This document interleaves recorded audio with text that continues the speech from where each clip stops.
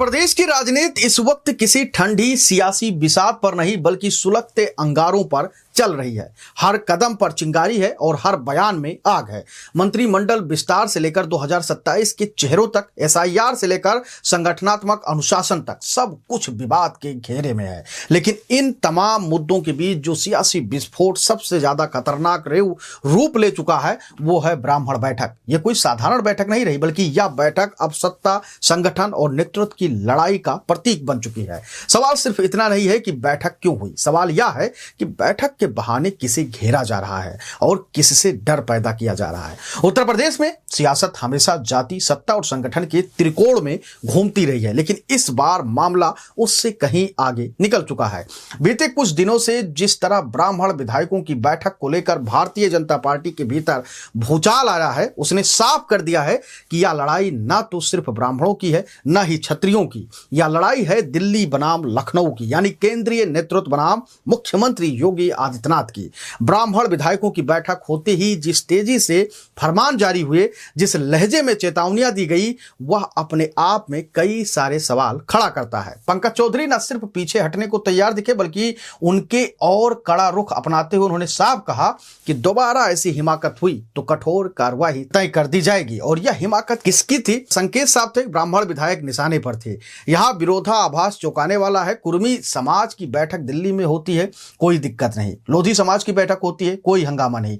पिछड़ों की बैठक होती है, संगठनात्मक रणनीति कहलाती है।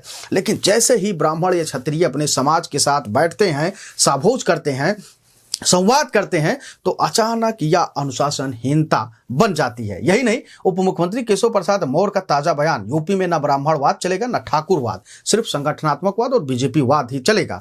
यह बयान उनका तेल में घी डालने जैसा साबित हुआ है। सवाल उठता है कि क्या यह बयान सच में सामाजिक संतुलन के लिए था या फिर एक खास राजनीतिक संदेश के तौर पर था। ब्राह्मण नेताओं का दावा है कि बैठक योगी आदित्यनाथ को कमजोर करने के लिए नहीं बल्कि 2027 में उन्हें तीसरी बार मुख्यमंत्री बनाने की रणनीति के तहत हुई थी। अगर यह दावा सही है तो फिर यह बैठक सबसे ज्यादा किसे अखर गई? सवाल यही है सबसे बड़ा।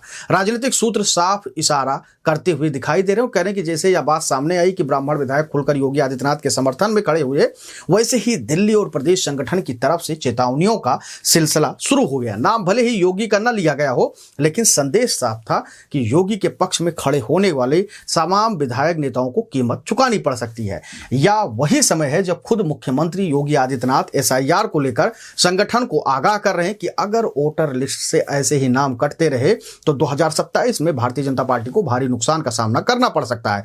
बैठक में मौजूद थे पंकज चौधरी, केशव प्रसाद मौर्य, ब्रजेश पाठक, सारे नेतागण मौजूद थे। लेकिन इस गंभीर चेतावनी से ज्यादा इस वक्त अहम हो गया है कि ब्राह्मण ने बैठक कैसे कर ली। ब्राह्मण संगठनों का सवाल भी बेहद तीखा है। जब एक आईएएस अधिकारी द्वारा ब्राह्मण बेटियों को लेकर आपत्तिजनक भाषा का प्रयोग हुआ तब पंकज चौधरी कहां थे?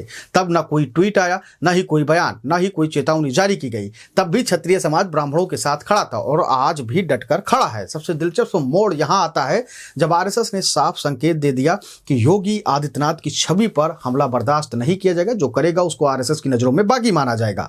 राजनीतिक हलकों में माना जा रहा है कि जैसे ही यह साफ हुआ कि आरएसएस ब्राह्मण और क्षत्रिय ऑल इन वन योगी के साथ खड़े हैं, तभी दिल्ली में बैठे कुछ नेताओं की बेचैनी तुरंत बढ़ गई।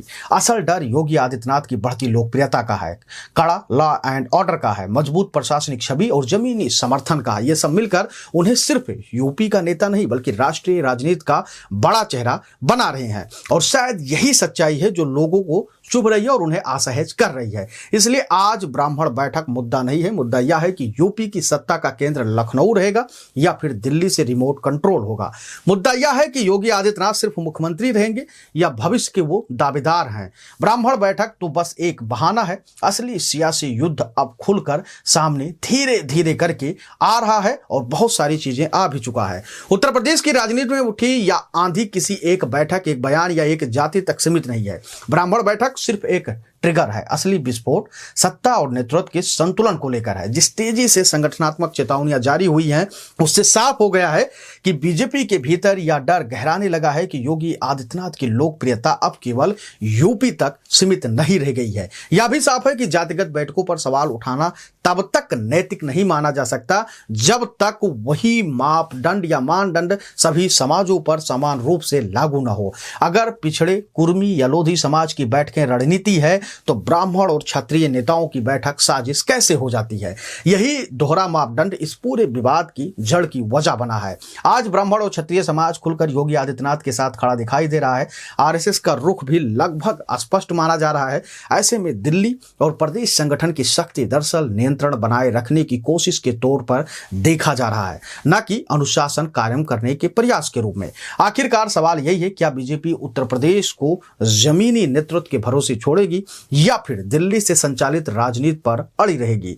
क्या योगी आदित्यनाथ सिर्फ 2027 तक ही चेहरा रहेंगे या उससे भी आगे की कहानी पहले ही लिखी जा रही है? इन सवालों के जवाब अभी भविष्य के गर्भ में है, लेकिन इतना तय है कि यह सियासी लड़ाई अब दबे दरवाजे के पीछे नहीं रहेगी। आने वाले दिन तय करेंगे कि बीजेपी संगठन में शक्ति का केंद्र कहां रहेगा, लखनऊ में या दिल्ली में। आप अपनी राय हमको जरूर दीजिएगा और बताइएगा कि जिस प्रकार से ये ब्राह्मण और क्षत्रिय नेता एक तरफ आए हैं, एक साथ आए हैं, और फिर जिस प्रकार से ब्राह्मण बैठक हुआ उसके बाद ये सियासी गलियारों में हलचल मचा और अभी भी अफरा तफरी का माहौल जारी है। पंकज चौधरी अभी तुरंत एक और बयान देते हैं कि कदाप बर्दाश्त नहीं किया जाएगा, अनुशासनहीनता संगठनात्मक कार्रवाई की जाएगी। उसके बाद केशव प्रसाद मौर्य का बयान आता है कि उत्तर प्रदेश में न ठाकुरवाद चलेगा न ब्राह्मणवाद चलेगा। उसको लेकर आप क्या कुछ सोचते हैं और आपको क्या लगता है कि आखिर में ब्राह्मण बैठकों ने जो ये बैठक की थी विधायकों ने, उसका मकसद क्या था, उद्देश्य क्या था? या फिर जो ब्राह्मण नेता कह रहे हैं, ब्राह्मण विधायक कह रहे हैं, ब्राह्मण समाज के संगठन कह रहे हैं कि योगी आदित्यनाथ को मजबूती प्रदान करने के इरादे से यह बैठक की गई थी, उसको लेकर आप क्या कुछ सोचते हैं? आप अपनी राय हमको जरूर दीजिएगा, क्योंकि आपकी राय बेहद महत्वपूर्ण हमारे लिए होती है। धन्यवाद।